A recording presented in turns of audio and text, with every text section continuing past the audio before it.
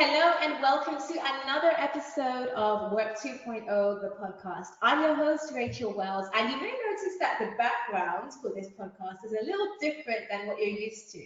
That's because I'm no longer in St. Lucia for now. St. Lucia is still my second home, but I'm actually back in the UK, in my second home in the UK, just moved. So it's been really hectic right now. Recovering from jet lag, I'm still falling asleep myself. So hopefully I won't fall asleep right now as I'm talking. I have a habit of doing that, but no, seriously. So apologies for any acoustics, any just the emptiness behind me. It's not going to be this way for long. I've just moved, so bear with. But that just tells you I'm really passionate about this podcast because I decided, regardless of what happens in my personal life, this interview today has to go ahead. I'm so excited to meet with Morgan Sanner, who's our guest on today's podcast, because I've actually been trying to get this interview date with you for a long time, Morgan. when they initially told me about you, Bethany and Sophia, and they're like, okay, let's get a date. And I think they had to change the date at least a couple of times because you must be fully booked or something. So I'm like, okay, we need to. So I wasn't going to let go of this date. I'm like, okay, this has to work. I don't care if I just move. We're going to make this work. Yes. Fully booked and love to travel. So right, yeah, cool. So Morgan, you are a resume writer. I know you're also a Glassdoor career expert. Tell me a little bit more about yourself. Yeah, absolutely. For those of us who don't know you. I started working in HR back in 2017, so I have some HR experience at small businesses, large businesses, and because I was in my early 20s and people near or close to me, like my friends in college, constantly were asking for resume help because I had that HR experience. So I ended up working with them. I started working with Indeed.com actually as a resume reviewer. And I started to realize that again and again, I was giving the same pieces of advice. So I realized if I took to social media, I could reach more people with the same advice and hopefully not need to give so much of it one-on-one. So I spent a couple of years working as a resume writer with other agencies, and then 2 years into that, I started my own business. So it's been 3 years now. Awesome. That's so exciting. That's good. So today we're obviously Work 2.0, the podcast. We always like to be future thinking, future focused. And that's what our global listeners are here for. They're here to find out about the future of work, about the things they're going to need to be prepared for the future of work. So today we're going to be talking about, I know you talk a lot about AI and in the workforce and when it comes to job seekers, what they need to know. And I get this question all the time, now that AI is the new norm, and we know that AI has been around for the longest when it comes to recruitment, as far as ATS is concerned, but now it's just become more, in your face. So what our listeners want to know, I think, is really how AI is used in the job search process and what are the things that they need to be aware of. So I think my question to you is, to begin with, what do you think are some of the biggest misconceptions that job seekers have about how AI is used in recruitment? What do they need to know? I think this is a very hot topic. Every time I make a video about this, it gets a lot of conversation going. Yeah. So I think one of the bigger things that people believe is that there's some AI robot making hiring decisions on behalf of people in human resources, which is not the case. If you're ever brought in for an interview or if you are hired, it is because a human saw you and liked you and met with you. That's very reassuring. Yes. I think a lot of people think that the end decision, who gets called in for an interview, that falls to some robot that it's just impossible to please, but that's not the case. It is a human person that likes your resume and brings you in. So for example, we all know about ATS, which for those people who don't know is applicant tracking systems that essentially scan, pass through resumes. So obviously, like when a recruiter, when they don't have the time to go through all the resumes and, they're looking at certain keywords, looking for certain candidates, the ATS passes and brings up the relevant resumes. Now, is it down to the decision of the ATS or the AI in a way? Because, well, after all, if your resume doesn't make it to the scanning, if you're not seen because you haven't optimized your resume for ATS, then hey, you're not going to be invited to the interview. In that sense, does AI control the process a bit? In some ways. So if a recruiter were to search for certain phrases and let's say your resume didn't have those phrases, I'm thinking things that are critical to the job, because if I'm recruiting for somebody in program management, I'm not looking for Microsoft Teams. I'm looking for somebody with hard and fast program management experience. Right. So I think that's where people become really afraid of that searching and filtering capability. But to be honest, if some of those key phrases that they're searching for aren't on your resume, the person probably wasn't going to call you in either. So it's really important to have those phrases on there, both for the recruiter and for the applicant tracking system. Right. So really the job specific skills. Yeah, Microsoft Teams is great, but Agile, Scrum, things like that. Yeah, the more specific ones. Yeah. Cool. So how can job seekers use AI to optimize their job search strategy and land their dream job? Because there's been a few research been done this year and last year, and I reported on it, I think, once when I was writing for Forbes.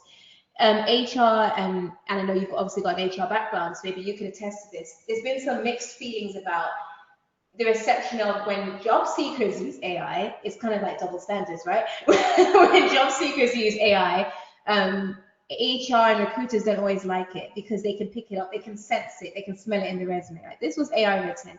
And sometimes it's looked upon with approval. Other times they're like, we would automatically turn you down if you've used AI in your resume. Like, so I'm sure there's it's not a complete all or nothing. I'm sure there's like some middle ground. So how can or should job seekers be using AI? And I'm sure the answer would be yes. So how can they use AI to optimize their job search and, the assets that they create, like the cover letter and the resume? I could get on a soapbox about this, but I think that there are a lot of great ways that you can use AI on your resume. One of my favorite hooks in a video I've ever made is you didn't get rejected because you wrote a resume with AI. It's because you wrote a bad resume with AI. Right. So you just need to know how to use AI in order to make a good resume. And I think some good ways to do that are kind of in the pre-work and then in the editing phase. So for pre-work, I like to say that you should have one resume per job title or like job family. So let's say digital marketing and social media management. You have 2 different resumes.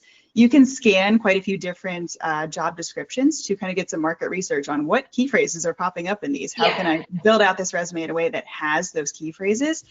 So I think that's a great way to use it, to get a rough list of what skills you need to talk about. So that way you can start brainstorming what should go on the resume. And then in the editing phase, asking, are there any other metrics I can include? Is there anything that I missed? Did I spell anything wrong? Because sometimes you do. Yeah.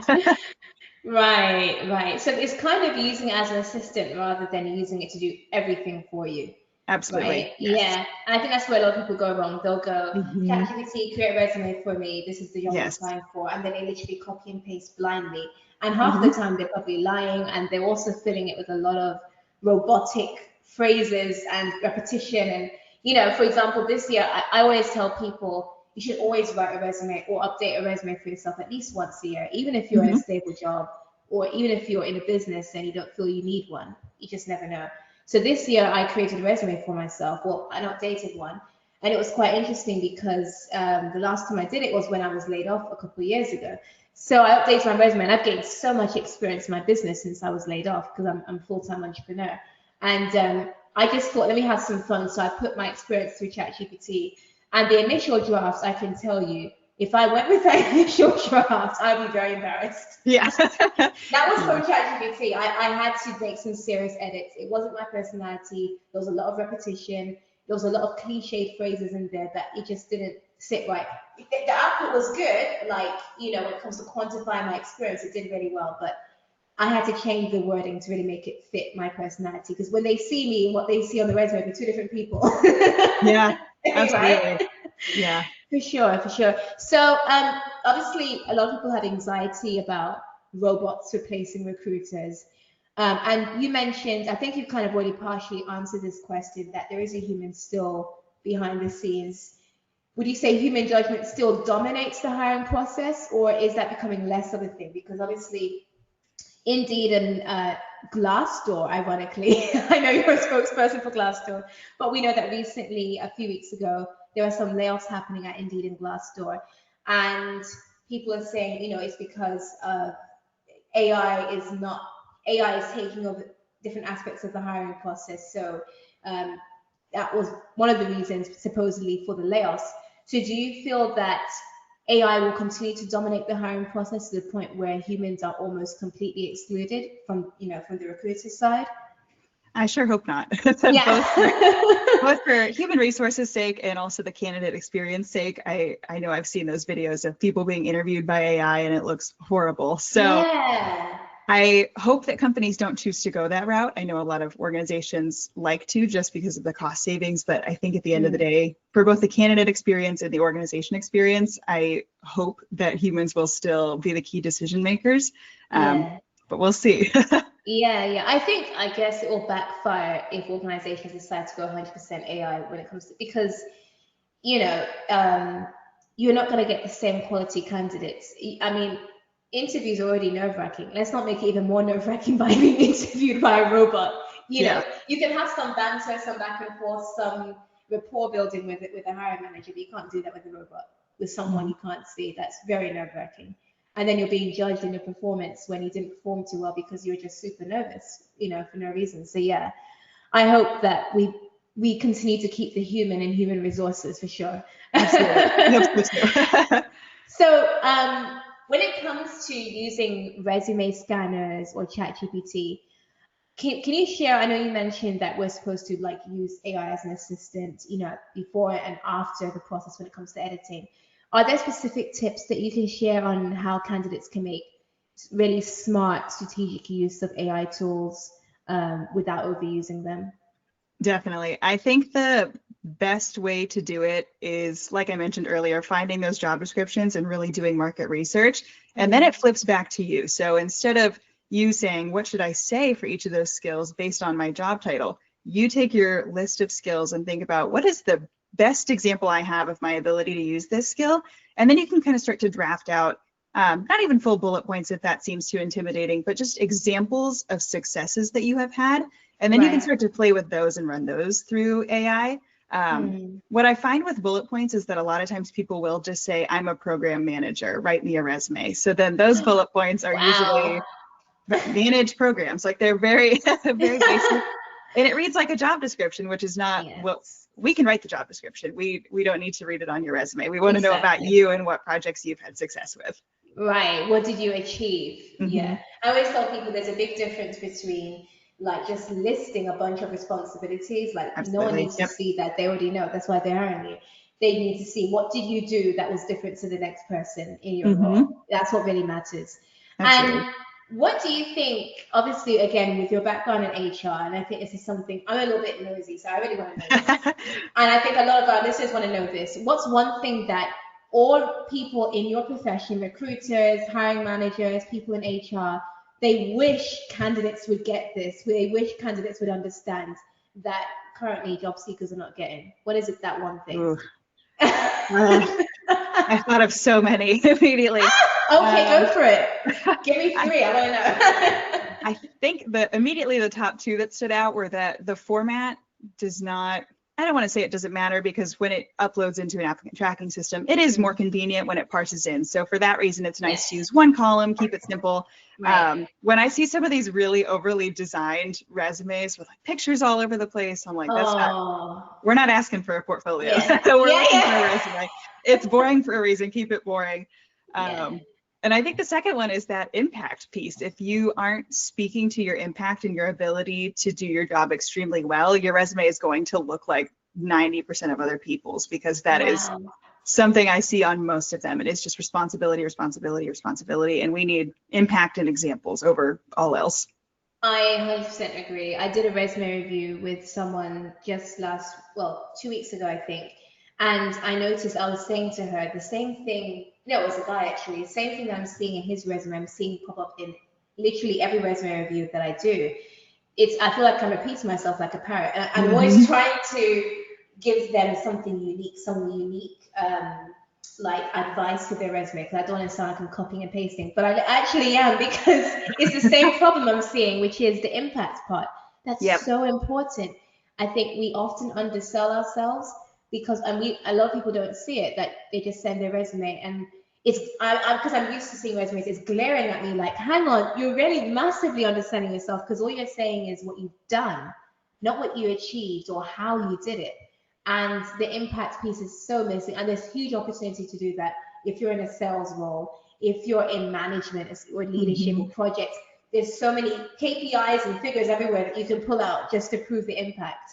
And also, especially with AI, you can even point to how you've used AI in your role as well.